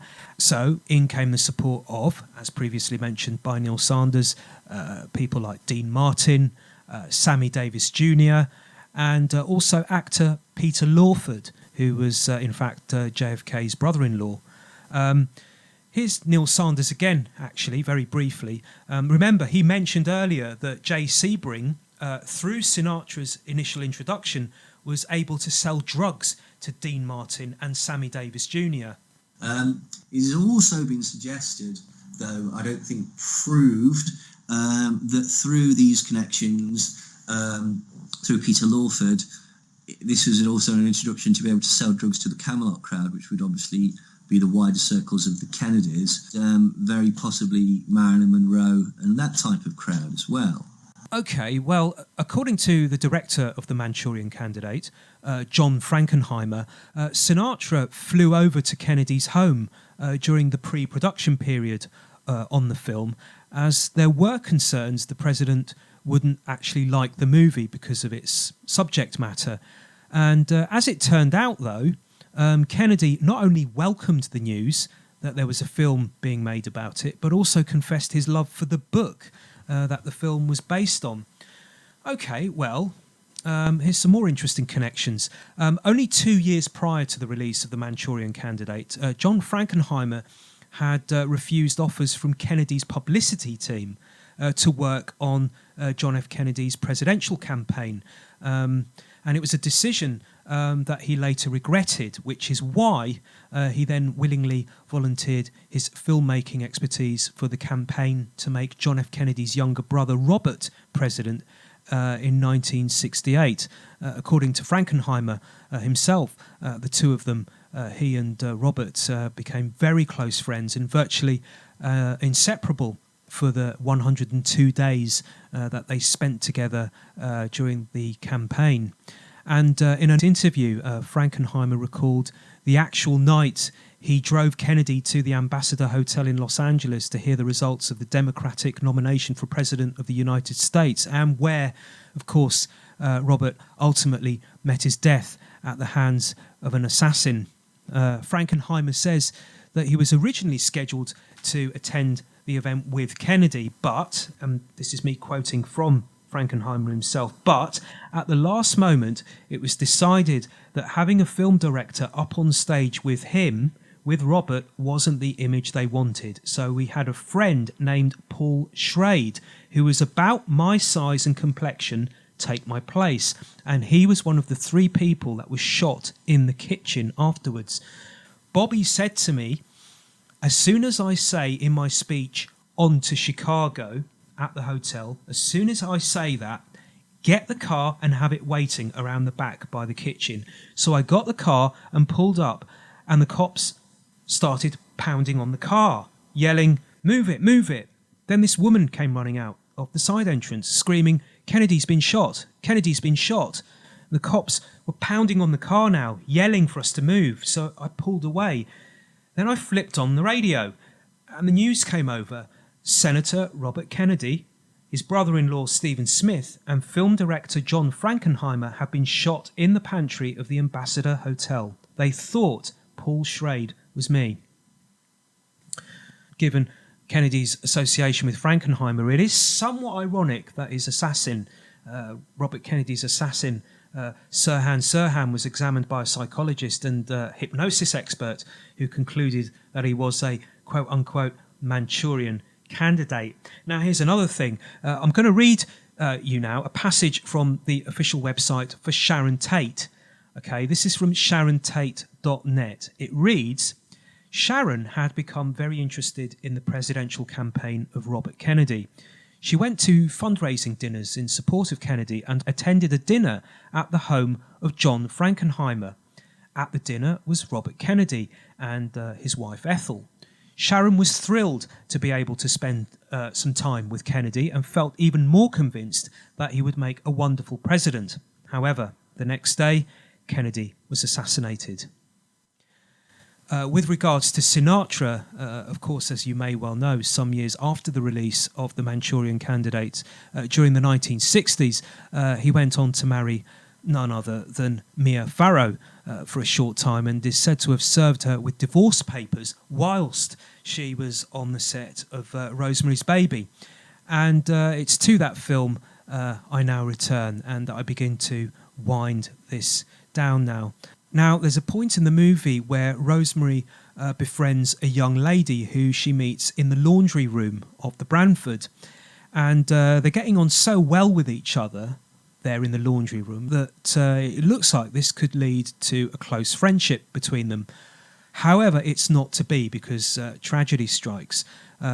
One night, not long after the two women meet in the laundry room, we see the elderly couple, the Satan worshipping couple. They're walking towards the entrance of the Bramford building, or you could say actually the Dakota in reality. And there beside them, you can see it there, parked up on the curb as they're walking, a white Volkswagen Beetle. As they get closer to the building's entrance, they see a commotion going on.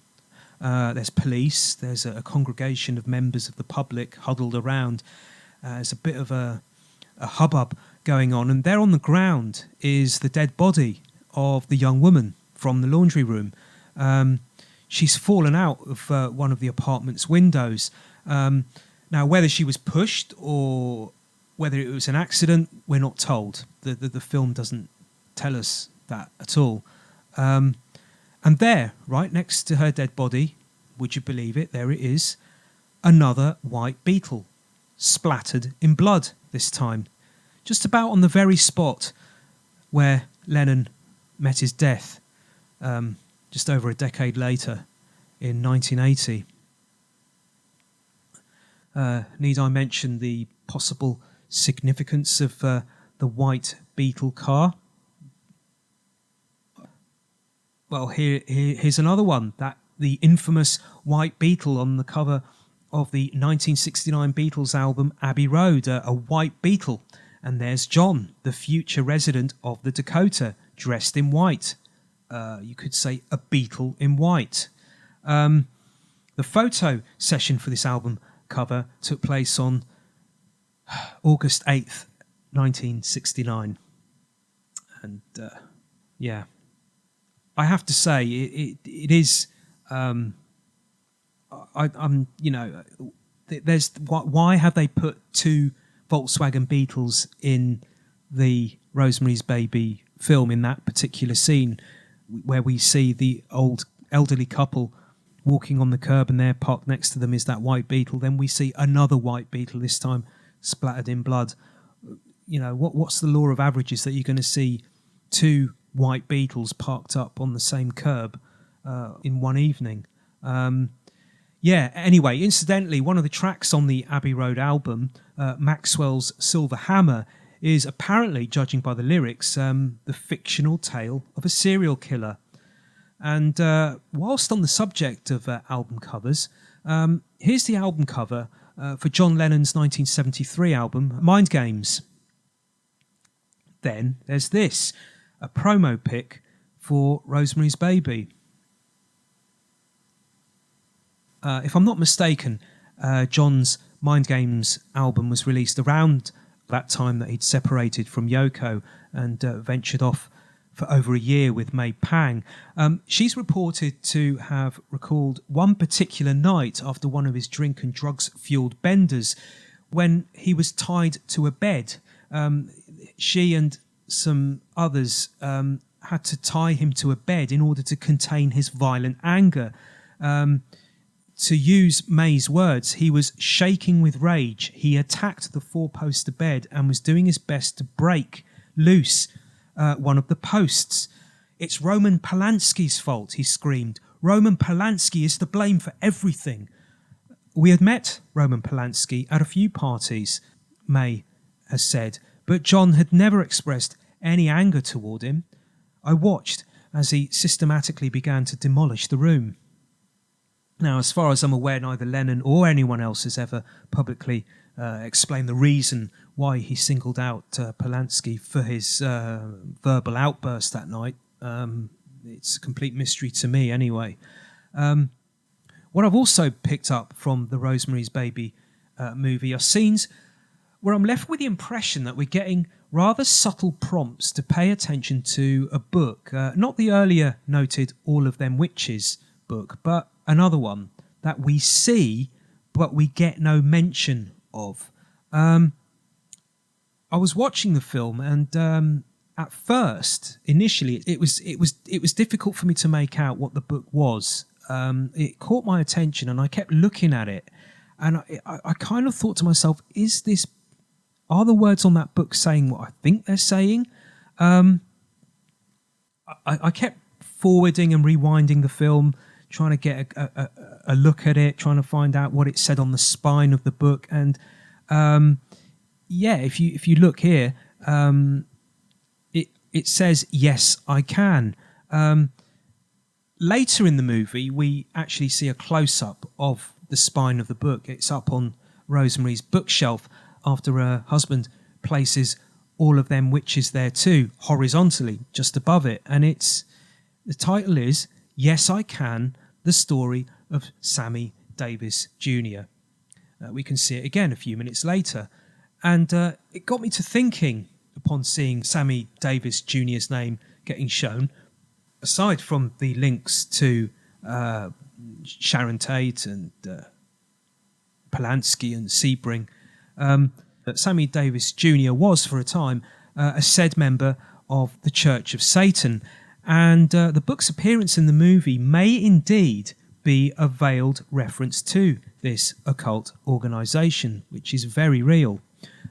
Yes, I Can is actually a real book. It's not a book that was created to be decorated in the film, to be shown as a piece of decorative imagery. It's a real book. It's Sammy Davis Jr.'s life story, part authored by him, I understand, and it was published in 1965 when Rosemary's Baby, the story, is partly set, and with the rest of its plot going into 1966.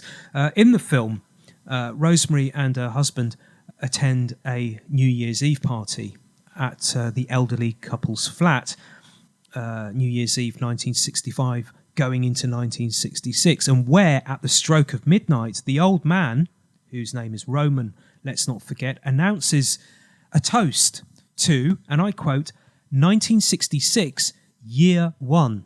Now, this is what Anton LaVey, founder and head of the Church of Satan, had declared back in the 1960s. To him and his followers, 1966 was Anno Satanas, the first year of the reign of Satan. According to the organisation's official website, Polanski's 1968 horror, Rosemary's Baby, was, and I quote, a metaphorical as well as a very real offshoot of LaVey and the Church of Satan. And LaVey attended advance screenings of the movie set up by the studio's publicity department to elicit his observations of it. And LaVey is also said to have played the part of the devil in it, in the scene where Rosemary is raped by the devil, although all this has been denied. All of it has been denied in some quarters. LaVey was also a musician and a stage performer, hosting his own live occult-themed and topless shows. And it's said that a topless dancer, one of his topless dancers, was none other than Susan Atkins, Manson's sexy Sadie Mae Glutz. She performed in his nightclub review, Witches' Sabbath, and here's a picture that's said to be of Susan taking part in that. As for Sammy Davis Jr., he's been attributed with more than one quote, actually, about the Church of Satan. For example, there's a reported excerpt from what's credited to be a newspaper advance, and that was planned for inclusion in his 1980 memoir, Hollywood in a Suitcase, but it was later edited out of the final edition of that. But it was included in a news report. And this is what the quote is from that news report. It was a short-lived interest, but I still have many friends in the Church of Satan. That's what Sammy Davis Jr. Is quoted as saying. And furthermore, I say this, he says, only to show that however bizarre the subject, I don't pass judgment until I have found out everything I can about it. People who can put up an interesting case will often find that I'm a willing convert. More quotes attributed to Sammy Davis Jr. on his Church of Satan relationship have been featured elsewhere. There's an article in the newspaper, the Scottish Daily Mail, that I came across some years back. The quotes in that Scottish Daily Mail article are credited to recollections from another of Sammy Davis Jr.'s autobiographies. So he seems to have written quite a few of them. This one's titled Why Me? And this piece that's been quoted in the Scottish Daily Mail from this autobiography explains how, and again I quote, how in 1968 he ran into a group of actors, and this is how he first came into contact with the Church of Satan. He ran into a group of actors, one of whom said to him, "Hey man, there's a party, you want to go?" He knew, or at least sensed, these guys were Satanists, and this intrigued him, we're told. This is what the article from the Scottish Daily Mail tells us. And then he's quoted as saying, "I was curious, evil fascinated me, and I wanted to taste it. I was ready to accept the wildness, the rolling in the gutter, and having to get up the next morning and wash myself clean." And the article then goes on to mention that LaVey warned Sammy Davis Jr. not to get too involved unless he was willing to commit. And Sammy Davis Jr., and I quote, is said to have said, "I wanted to have every human experience. All someone had to tell me was, don't do it, so I had to do it." And at the party that night, which occurred in 1968, the Scottish Daily Mail article also explains that. And again, I quote, "Everyone wore hoods and masks at this gathering, and there was a girl who was stretched out and chained to a red velvet altar. When he asked what was going on, when Sammy Davis Jr. asked what was going on there, someone replied, 'This chick's going to get sacrificed.'" The article then goes on, and I quote again, "One of the hooded leaders of the ritual mock sacrifice was J. Sebring." Now, Davis has been quoted as saying of Sebring that he found him to be, quote unquote, "a little weird." And it's alleged that Sebring had tried unsuccessfully to entice Sammy over to view apparently his specially built dungeon and his collection of torture weapons. Of the murders of Jay and Sharon, Sammy Davis Jr. is quoted as saying, "LA, the slaughter of her, Jay Sebring, and others I used to run with. I knew, had I been in LA and there was a party at Sharon's, I'd have been there. But something had saved me. Everyone there had, one time or another, been into Satanism, or like myself, had dabbled around the edges of it for sexual kicks. That was our crowd." Well, here's Neil Sanders again, speaking a bit about Jay and his pastimes and pleasures. Jay was also sadomasochistic. He was known to, like to tie girls up and whip them and be pretty cruel with them. And he was Sharon Tate was his ex-girlfriend. He was going out with Sharon when she actually met Roman, and she went off with Roman, but they maintained a friendship apparently. What's strange is this sort of sadomasochistic streak seems to have ran through the sort of Cielo Drive and that party crowd as well. There's been suggestions in interviews with people like Dennis Hopper that the sexual perversions of that party crowd ran to getting homeless children or homeless kids, runaways and stuff like that off the streets, and coercing them with whatever, money, drugs, night off the streets, to get involved in sort of BDSM style scenarios where they would be quite viciously whipped, and this would be filmed. And that this is another thing that seems to run through the Manson collective, not only Manson but Dennis Wilson and various other people that are connected again to this sort of periphery of the case. It seems that pornography was being made, like the sex tapes, and this is a time when it's difficult to make this sort of stuff because you need the expensive equipment. For example, Manson talks about a tape that Dennis Wilson's got, and he says these copies were going for £5,000. I don't know whether it was a videotape, so I'm not entirely sure what particular technology was available, but it was it was sufficient so that this single tape would cost £5,000. So you would imagine that the playback equipment would be a fortune, and it's not going to be used like standard VCR or whatever. And Manson certainly was filming filming pornography as well. So again, there's just all these connections to, and then basically what actually happened was that the LAPD found a load of these tapes and were trying to sell them to a detective called Hal Lipsett on the black market. And these tapes included, say, Mama Cass in an orgy with Warren Beatty and Yul Brynner and Peter Sellers, and various other things like this. So again, it would appear that there was this, again, there's this ongoing theme, sort of like, debauchery, drugs, sexual experimentation, orgies. So there we get a mention of Peter Sellers, star of The Magic Christian, of course, and The Magic Christian also featured, as mentioned before, a cameo from Roman Polanski, and also a cameo from someone else Neil mentions, Yul Brynner, in drag. In fact, his scene in drag is the short scene where Polanski's cameo appears too.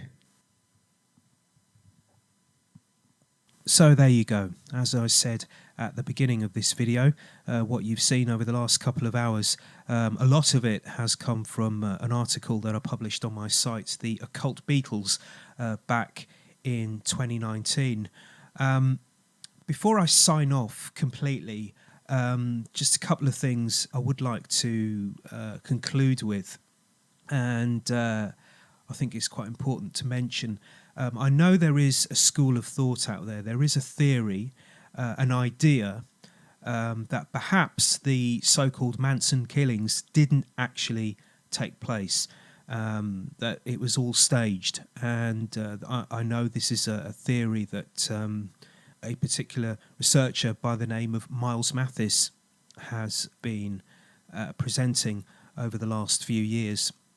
What I would say is this: whether that is true or not, whatever your view is on the so-called Manson killings, whether indeed they did not exist, they did not actually take place, as Miles Mathis argues, or whether you don't agree with the Helter Skelter theory, or even if you do agree with the Helter Skelter theory, what I've presented here in this video, in part, are some instances, some, you might want to call them coincidences or synchronicities or links or connections, call them what you will, but whatever happened or didn't happen on August 8th and 9th, 1969, what you cannot take away are those pieces of information that I've put forward today, those links, those connections, those weird little instances that you see